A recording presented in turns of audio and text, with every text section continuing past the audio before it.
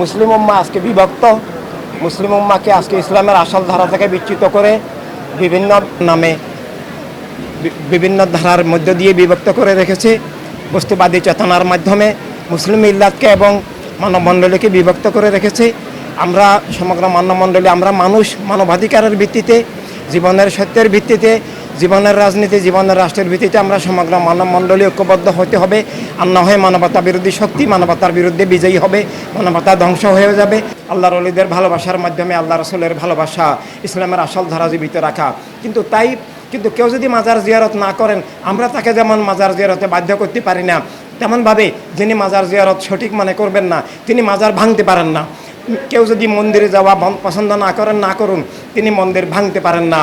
এভাবে সবার অধিকার স্বীকার করলে মানুষ হিসাবে, তাহলে আর কোনো দ্বন্দ্ব সংঘাত থাকে না। আর সবার অধিকার স্বীকারের জন্য মানবতার রাষ্ট্র, মানবতার দুনিয়া প্রয়োজন। যে রাষ্ট্র এক ধর্মের, এক জাতির, এক গোত্রের হবে না।